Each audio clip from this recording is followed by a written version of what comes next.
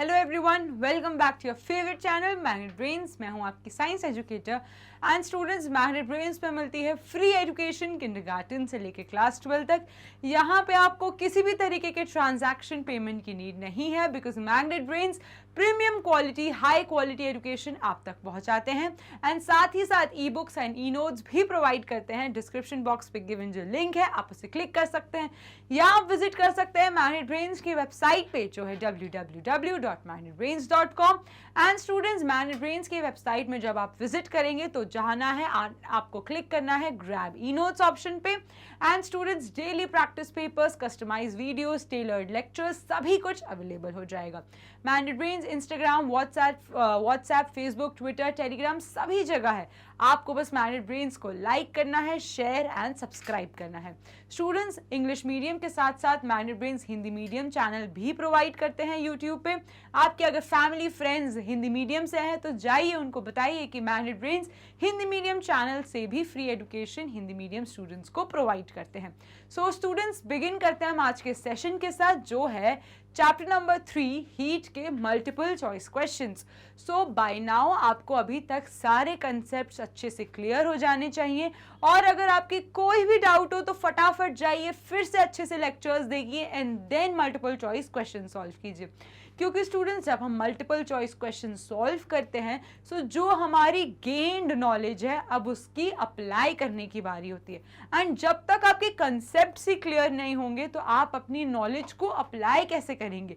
और अगर आप कहीं भी किसी क्वेश्चन पे अटक जाओ तो उसी वक्त वीडियो पॉज करके जाना है, लेक्चर को वापस से देखना है, अच्छे से समझना है और वापस से फिर उस क्वेश्चन पे आना है एंड उसे सॉल्व करना है। Is that clear students? चलो क्वेश्चन नंबर 1 पे आते हैं। अब आपको बताना है name the device used for measuring temperature. अब ऐसा कौन सा डिवाइस है इन चारों ऑप्शंस में जिसको हम टेम्परेचर को मेजर करने के लिए यूज करते हैं? Option number 1 thermometer, B ammeter, C anemometer, D meter. So students, temperature का मेजरमेंट ए थर्मोमीटर डिवाइस से करते हैं। Is that clear? So correct answer is option number A thermometer. Now moving towards the next question, question number 2, the unit of measurement of temperature। हमें पता है कि temperature कैसे major करते हैं हम? सेल्सियस स्केल, केल्विन स्केल या Fahrenheit scale. तो क्या हम मीटर में मेजर करते हैं? नहीं। क्या हम किलोग्राम में मेजर करते हैं? नहीं। क्या हम डिग्री सेल्सियस में करते हैं? यस। क्या हम सेकंड में टेम्परेचर का मेजर करते हैं? नहीं। So correct answer should be option number C, degree Celsius. Is that clear? चलिए। Now question number 3, the normal temperature of human body। हमारी बॉडी जिस टेम्परेचर में बहुत ही ज्यादा रहती है जिसको हम नॉर्मल कहते हैं और जिससे 1-2 डिग्री ज्यादा हो जाए तो हम हॉस्पिटलाइज हो जाते हैं, हमारी तबीयत खराब हो जाती है, हम बीमार हो जाते हैं, बुखार चढ़ जाता है। तो कुछ तो एक रेंज होगी जो नॉर्मल है और उससे ज्यादा बढ़ने पे हम बीमार होते हैं। तो वो जो बॉडी टेम्परेचर की रेंज है वो है 37 डिग्री। क्या हम 40 डिग्री नॉर्मल है? नो। 37 डिग्री नॉर्मल है? Yes. 42 no, 35 no, 35 to 37 normal मानते हैं, बट एक्यूरेट जो नॉर्मल बॉडी टेम्परेचर है वो हमेशा 37 डिग्री पे रहता है। Is that clear? चलिए question number 4, the maximum and the minimum temperature of a day are measured with। अब ऐसा कौन सा स्केल है जिससे हम टेम्परेचर मेजर करते हैं? किससे मेजर करते हैं? टेम्परेचर। सो आपने नोटिस करा होगा जब भी आप वेदर फॉरकास्ट देखते हो सो वेदर फॉरकास्ट आपको हमेशा 2 टाइप के टेम्परेचर बताता है, मिनिमम एंड मैक्सिमम। वो बताएगा आज मिनिमम जाएगा 35 डिग्री और आज मैक्सिमम जाएगा 41 degree. So minimum and maximum scale में हम हमेशा किसका करते हैं? वेदर। सो वेदर फोरकास्ट में जब भी टेम्परेचर होता है स्टूडेंट्स तो वो किस रेंज में होता है? Minimum and maximum.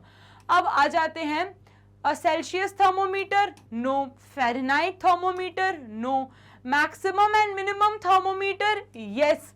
Kelvin thermometer, no. So correct answer should be maximum and minimum thermometers. आप नोटिस करना, जब भी आप वेदर फोरकास्ट जाओगे आपको दो वैल्यूज आती है, मिनिमम टेम्परेचर, मैक्सिमम टेम्परेचर, क्योंकि वेदर हमेशा इसी मैक्सिमम मिनिमम टेम्परेचर स्केल पे मेजर किया जाता है। Now question number 5, the liquid metal used in thermometer, ये मेटल हमेशा लिक्विड स्टेट में रहता है। ये मेटल हम टेम्परेचर को कैलकुलेट करने में यूज करते हैं। ये मेटल क्लिनिकल थर्मोमीटर में भी रहता है, लेबोरेटरी थर्मोमीटर में भी रहता है। अब आप मुझे बताओ ये मेटल है कौन सा? क्या ये मेटल मर्क्यूरी है? क्या ये मेटल सिल्वर? क्या इस मेटल को गोल्ड कहते हैं? क्या ये कॉपर है? सो ये जो मेटल है जो हर रूम टेम्परेचर में कैसा रहता है? लिक्विड रहता है, और जिसकी मदद से हम टेम्परेचर कैलकुलेट करते हैं, इस मेटल को कहते हैं mercury. Is that clear? So correct option is option number A, mercury. Question number 6, what is the use of kink in a thermometer? Now students, हमें पता है कि हमारे जो थर्मोमीटर्स रहते हैं वो कैसे रहते हैं? ये एक क्लिनिकल थर्मोमीटर है। ये क्या है? Clinical thermometer. और क्लिनिकल थर्मोमीटर हम रोजमर्रा की जिंदगी में, डे टू डे लाइफ में, पेशेंट का जब टेम्परेचर बढ़ जाए, जब बुखार आ जाए तो घर पे यूज करते हैं। अब आपने नोटिस करा होगा इसके एंड में एक चीज रहती है जिसको हम कहते हैं बल्ब। अब इस बल्ब के अंदर क्या रहता है? मर्क्यूरी। इस बल्ब के अंदर प्रेजेंट है मर्क्यूरी। सो इस बल्ब के अंदर प्रेजेंट है मर्क्यूरी। एंड जैसे ही हम थर्मोमीटर को पेशेंट के मुंह के अंदर प्लेस करते हैं, तो अगर हमारे पेशेंट का टेम्परेचर 38 डिग्री पर है, तो ये मर्क्यूरी कहाँ चला जाता है? 38 डिग्री पे। एंड स्टूडेंट्स, आपने नोटिस करा होगा कि अगर आप इस थर्मोमीटर को माउथ के बाहर निकालो, उसके बाद भी ये मर्क्यूरी 38 डिग्री पे ही रहता है। सो ऐसी कौन सी चीज है जो मर्क्यूरी को वापस से नीचे आने में बचा रही है? सो स्टूडेंट्स, ये जो दिख रहा है आपको यहाँ पे, जो ऐसा कर्वेचर है, जो ये ऐसी टाइप की चीज है, उसको हम कहते हैं किंक। एंड इस किंक की वजह से जैसे ही हम थर्मोमीटर को माउथ के बाहर निकाल रहे हैं, मर्क्यूरी का लेवल फॉल डाउन नहीं होता, क्योंकि पेशेंट की बॉडी के अंदर तो 38 डिग्री है, लेकिन बाहर आसमान में तो अलग टेम्परेचर है ना। तो आप नोटिस करोगे कि बॉडी का टेम्परेचर बाहर आसमान में अगर 40 डिग्री है, तो या तो थर्मोमीटर के आगे बढ़ जाना चाहिए, ऐसा भी नहीं होता। तो बॉडी का टेम्परेचर वहीं पे क्यों रहता है? क्योंकि थर्मोमीटर में क्या प्रेजेंट रहता है? किंक। और ये किंक मर्क्यूरी को वापस नीचे आने से रोकता है। Is that clear? सो ऐसी चीज जो मर्क्यूरी के लेवल को प्रिवेंट करती है फॉल डाउन होने में, उसको कहते हैं किंक। और याद रखना स्टूडेंट्स, किंक हमेशा क्लिनिकल थर्मोमीटर्स में रहता है, लैबोरेटरी थर्मोमीटर्स में किंक प्रेजेंट नहीं रहता। So what is the use of kink in a thermometer? अब आप बता पाएंगे। Option A, it prevents mercury level from falling on its own, बिल्कुल सही। It raises the mercury level, बिल्कुल गलत। It makes the thermometer look beautiful, no.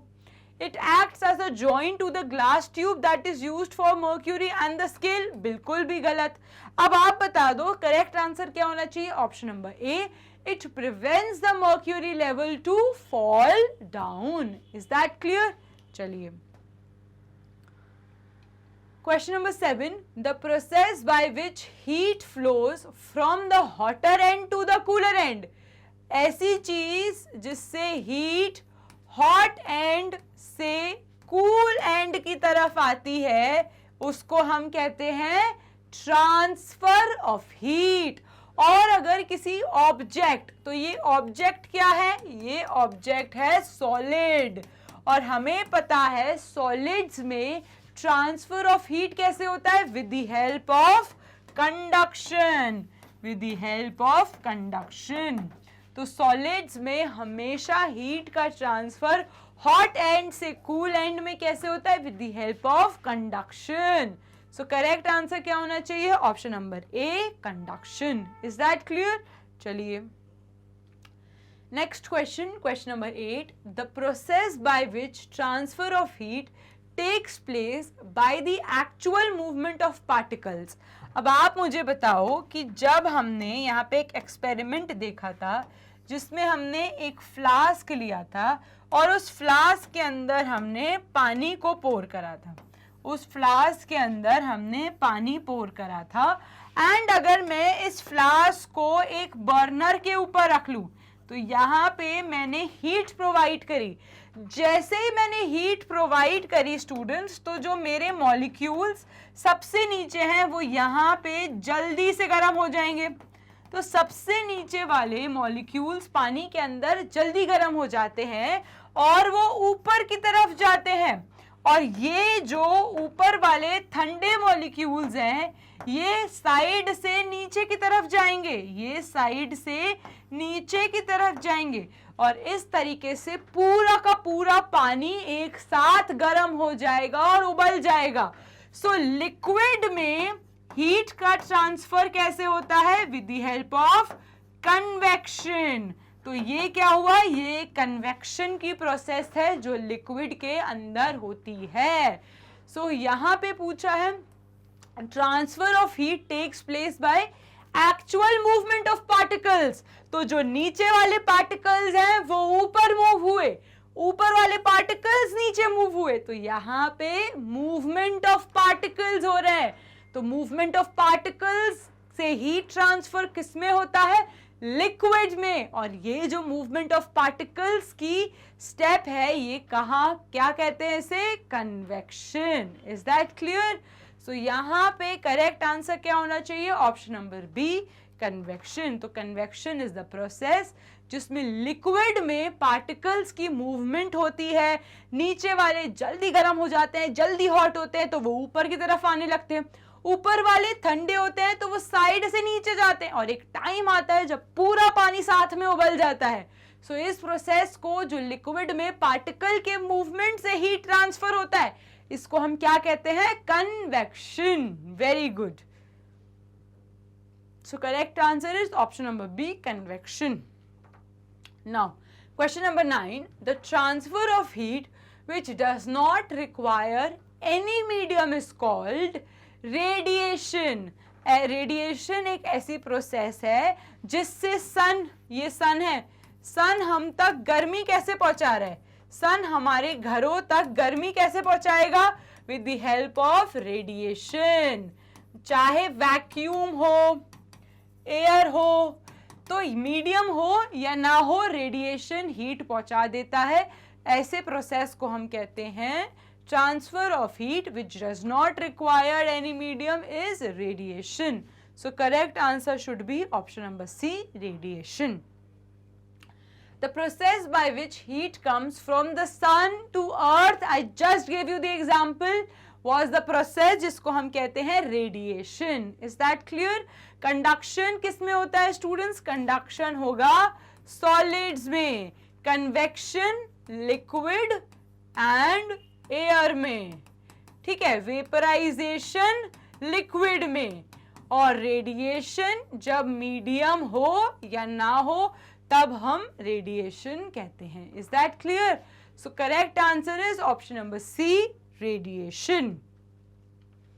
Now question number 11, in case of dash the cool air moves from the land towards the sea is land breeze. तो land breeze एक ऐसी situation है जहां ठंडी air land से सी की तरफ जाती है। Is that clear? चलिए question number 12, sunlight reaches the earth surface through, we know what? Radiation. So यहाँ पे रेडिएशन की मदद से सनलाइट हमारी धरती तक पहुंचती है। Question number 13, which of the following is an insulator? An insulator का मतलब कि वो हीट ट्रांसफर को अलाउ नहीं करते। तो they don't allow heat transfer. ऐसी चीज जो हीट का ट्रांसफर नहीं करते वो है air. Air is a bad conductor of heat. So correct answer is option number B, air. Now question number 14. Stainless steel pans are usually provided with copper bottom. हमारे जो घर के पैन्स हैं जो स्टेनलेस स्टील से बने हैं उनके नीचे कॉपर का क्यों बैंड रहता है?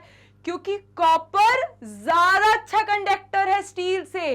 तो कॉपर क्योंकि हीट को अच्छे से ट्रांसफर कर पाएगा तो जो आप खाना पकाओगे वो अच्छे से पकेगा, इसीलिए हमारे जो घर के बर्तन हैं उनके नीचे कॉपर का बैंड रहता है, because copper is a better and good conductor of heat.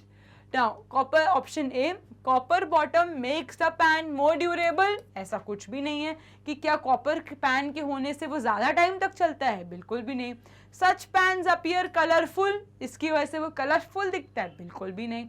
Copper is easier to clean, नहीं। The correct answer is copper is better conductor of heat than stainless steel. और आपका खाना अच्छे से पक पाएगा क्योंकि चारों तरफ हीट का ट्रांसफर अच्छे से हो पाता है। Is that clear? चलिए now question number 5. Light coloured clothes are preferred during summers. क्यों? क्योंकि light colour absorb less heat. Light color absorb less heat and they reflect more heat. They reflect more heat. तो जब वो गर्मी को absorb ही कम करेंगे तो गर्म कम लगेगा ना। तो गर्मियों में तो हमें गर्म कम चाहिए ना, हमें वार्म थोड़ी ना होना है, हमें तो कूल होना है। तो वार्म होने के लिए हम डार्क कपड़े पहने, लेकिन जब हमें कूल होना है तो हम क्या प्रेफर करेंगे? लाइट कलर के कपड़े। क्यों? क्योंकि लाइट कलर के कपड़े कम से कम हीट अब्सॉर्ब करेंगे और ज्यादा से ज्यादा हीट या ज्यादा से ज्यादा लाइट को रिफ्लेक्ट कर देंगे, तो हमें तो ठंडा लगेगा, बढ़िया कूल सा लगेगा। इसीलिए लाइट कलर के कपड़े हमेशा हम समर्स में प्रेफर करते हैं। Is that clear? चलिए question number 16. 1 litre of water at 30 degree. पहला एक हमने मग लिया जिसमें हमने 30 डिग्री का पानी लिया, दूसरा एक मग लिया जिसमें हमने 50 डिग्री का पानी लिया। जब मैंने दोनों को प्लस कर दिया, अब जो पानी का टेम्परेचर है वो क्या है? क्यों स्टूडेंट्स, आपने नोटिस करा है हमेशा टेम्परेचर कहाँ जाता है?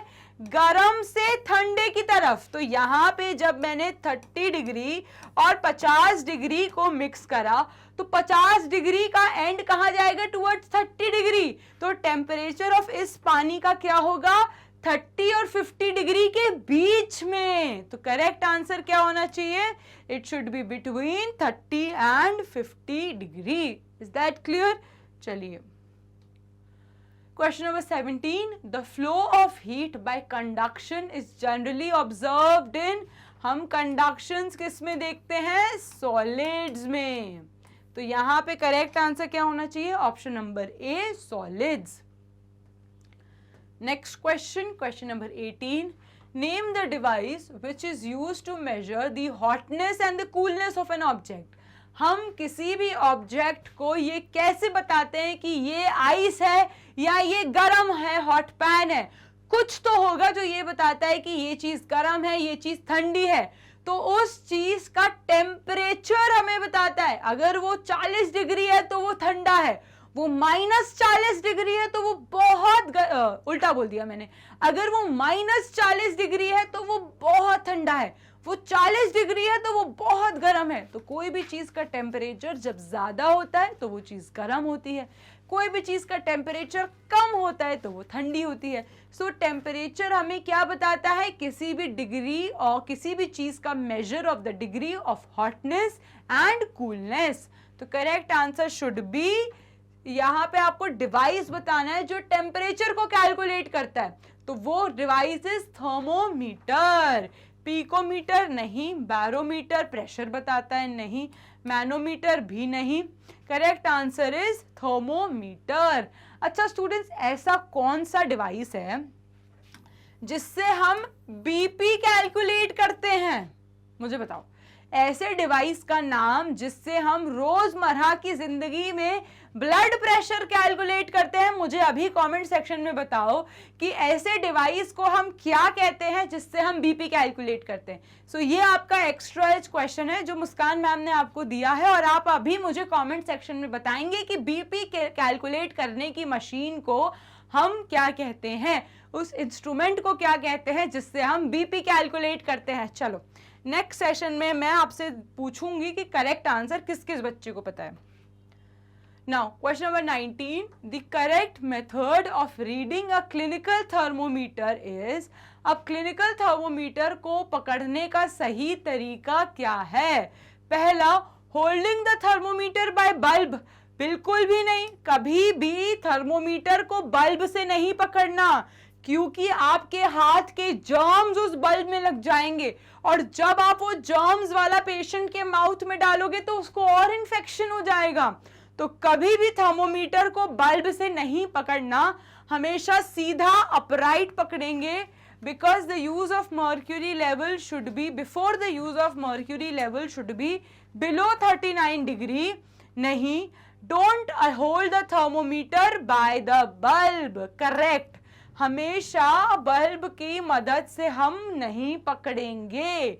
इधर है holding the thermometer by the bulb, बिल्कुल गलत, बल्ब से नहीं पकड़ना। बिफोर द यूज मर्क्यूरी का लेवल बिल्कुल नीचे होना चाहिए, एकदम नीचे, 35 से नीचे होना चाहिए, 39 से नीचे नहीं, 35 डिग्री से नीचे होना चाहिए। So correct option should be option number C, कि कभी भी हम थर्मोमीटर को बल्ब से नहीं पकड़ते। Now, question number 20, which thermometer records the highest and the lowest temperature? मैंने अभी आपको बताया कि जब हम वेदर का फोरकास्ट देखते हैं, वेदर के लिए टेम्परेचर देखते हैं, उसके लिए जो हम थर्मोमीटर यूज करते हैं, या कई लैब्स में भी जो थर्मोमीटर यूज करते हैं वो क्या होते हैं? मैक्सिमम एंड मिनिमम थर्मोमीटर्स, जो हमें lowest and highest thermometer ranges बताते हैं।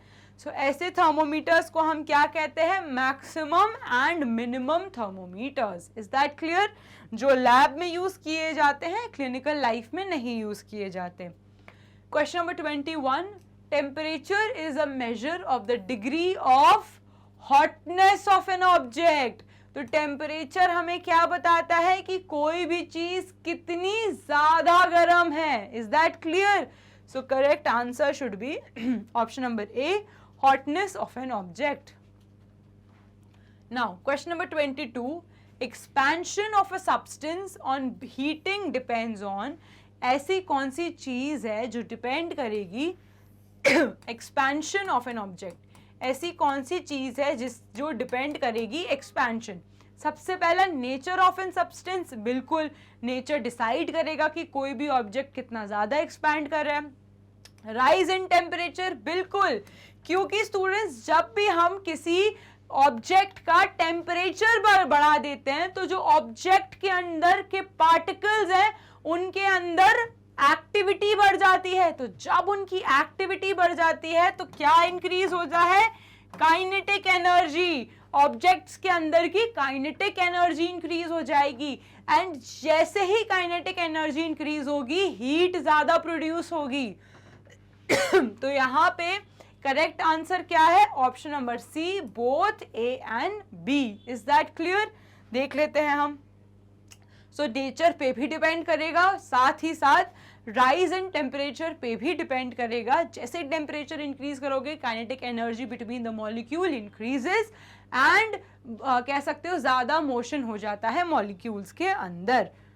Now moving towards next question, question number 23, the substance which conduct heat easily. अब ऐसे सब्सटेंस जो हीट को इजीली कंडक्ट कर लें उनको हम क्या कहते हैं? Good conductors. एंड उनके एग्जाम्पल्स क्या है? एल्यूमिनियम, स्टील, कॉपर, गोल्ड, जो हीट को अच्छे से ट्रांसफर होने देते हैं। They are good conductors, and इसीलिए हम उन्हें कंडक्टर्स कहते हैं। गुड। Is that clear? चलिए question number 24, which of the following thermometer contains mercury? Clinical thermometer, yes. Laboratory thermometer, yes. So correct answer should be both A and B. So clinical thermometer में भी mercury रहता है and laboratory thermometer में भी mercury present रहता है. So दोनों ही thermometers में mercury present रहता है. So correct answer is option number C, both A and B. Now question number 25. The phenomena involves in the formation of land breeze and sea breeze.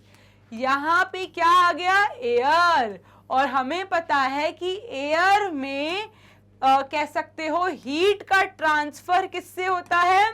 With the help of convection. So correct answer क्या होना चाहिए? Option number B, air. कभी नहीं भूलना कि solids में heat का transfer होता है कंडक्शन. सॉलिड में हीट का ट्रांसफर होगा कंडक्शन से. लिक्विड और एयर में हीट का ट्रांसफर होगा कन्वेक्शन से. लिक्विड एंड एयर में हीट का ट्रांसफर होगा कन्वेक्शन से. और जब हमें मीडियम की नीड ना हो तो ट्रांसफर होगा रेडिएशन से. Is that clear? तो ट्रांसफर होगा रेडिएशन से. सो ये चीज हम नहीं भूलेंगे कभी भी. Is that clear? So the phenomena involves in the formation of land and sea breeze. ये phenomena air का है और air में heat का transfer होता है with the help of convection. Is that clear? चलिए next question पे आते हैं. Question number 26. Which thermometer is used to measure temperature of different things and places? अब हमें इंसानों का नहीं, हमें अलग अलग चीजों का, केमिकल्स का, लिक्विड्स का टेम्परेचर देखना है. तो उधर हम किस थर्मोमीटर का इस्तेमाल करेंगे? तो लेबोरेटरी थर्मोमीटर का यूज होता है जब हमें ह्यूमन बॉडी के अलावा लिक्विड्स के boiling point, freezing point, chemicals की फिजिकल प्रॉपर्टीज के बारे में पता होना चाहिए. तब हम एक्सपेरिमेंट करते हैं लैब्स के अंदर. एंड लैब्स में जो थर्मोमीटर यूज होते हैं वो हैं laboratory thermometers. Is that clear? चलिए question number 27. The clinical thermometer presently in use in India are marked with temperature scale.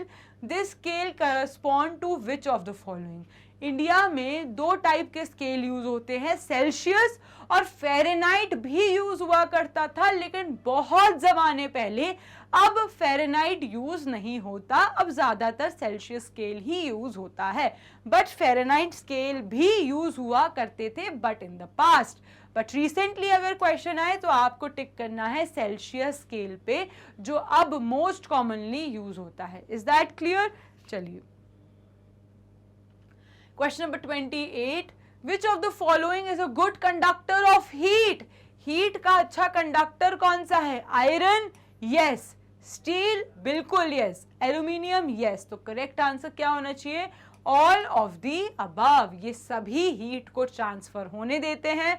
और क्योंकि ये सॉलिड्स हैं और हमें पता है कि सॉलिड्स में हीट का ट्रांसफर कैसे होता है? With the help of conduction.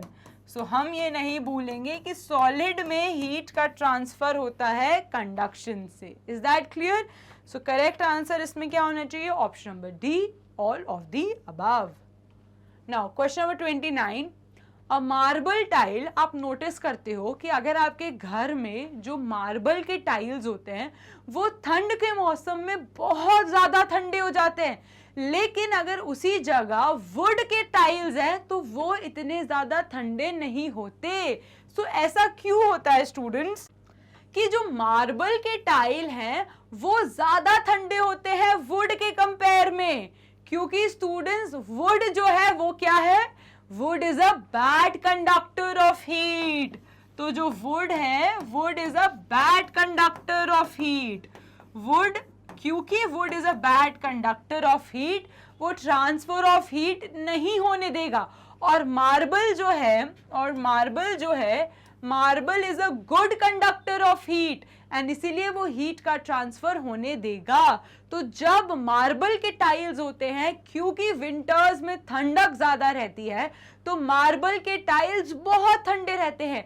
And would, क्योंकि वुड इंसुलेटर है हीट का, वो हीट का ट्रांसफर ही नहीं होने देता, इसीलिए वुड ठंडा नहीं पड़ता ठंडी के टाइम में। Is that clear? So option A है it is a better conductor of heat than wood. बिल्कुल सही, marble is a better conductor of heat than wood. Is polished while wood tile is not polished. Polishing से कोई लेना देना नहीं है. C reflects more heat than wood tile. No. Now is a poor conductor of heat than the wooden tile. गलत. So correct answer क्या है? Option number A. Marble tile is a better conductor of heat than wooden tile. Is that clear? चलिए, question number 30. Metals are conductors of heat. They are average. No. They are poor conductors of heat. No. But they are good conductors of heat. D. Some are poor conductors. No. जो poor conductors of heat है उनको हम क्या कहते हैं? Insulators. Is that clear? So metals are good conductor of heat. Is that clear? जैसे कि gold, aluminium, ये सब क्या है? कॉपर, मेटल्स, जो ये सब गुड कंडक्टर ऑफ हीट है। और जो मेटल्स हीट कंडक्ट ही नहीं करते वो इंसुलेटर्स होते हैं, लाइक प्लास्टिक्स, वुड्स, ये सब इंसुलेटर्स है, because they do not allow the transfer of heat. Okay students, तो इसी के साथ हमने फिनिश कर लिए हैं अपने multiple choice questions of chapter number 3 heat. And students, magnet brains provide करता है फ्री एजुकेशन किंडरगार्टन से लेके क्लास 12 तक। Magnet brains e books and e notes भी प्रोवाइड करते हैं। डिस्क्रिप्शन बॉक्स पे गिवन जो लिंक है आप क्लिक कर सकते हैं, या आप विजिट कर सकते हैं मैग्नेट ब्रेन्स की वेबसाइट पे जो है www.magnetbrains.com। एंड जैसे ही आप वेबसाइट विजिट करेंगे, यहाँ पे ग्रैब ई नोट्स ऑप्शन आएगा, जहाँ पे सारे ही videos, lecture, topic wise, subject wise सभी कुछ अवेलेबल है। And students, magnet brains Instagram, WhatsApp, Facebook, Twitter, Telegram सभी जगह अवेलेबल है। बट आपको मैग्नेट ब्रेन्स को लाइक करना है, शेयर करना है एंड सब्सक्राइब करना है। And students, English medium channel के साथ साथ magnet brains Hindi medium channel भी अवेलेबल है यूट्यूब पे। सो अगर आपके फैमिली और फ्रेंड्स हिंदी मीडियम से हैं, सो जाइए और उनको बताइए कि मैग्नेट ब्रेन्स उनके लिए भी फ्री में एजुकेशन प्रोवाइड करते हैं। अब students, CBSE, Delhi, UP, Bihar, Rajasthan, MP board के साथ साथ मैग्नेट ब्रेन्स वैदिक maths, crash courses, spoken English जैसे कोर्सेज भी अवेलेबल करते हैं। बस आपको मैग्नेट ब्रेन्स को फॉलो करते रहना है। एंड स्टूडेंट्स, जैसा कि मैं हमेशा कहती हूँ, stay tuned, happy learning and have a nice day.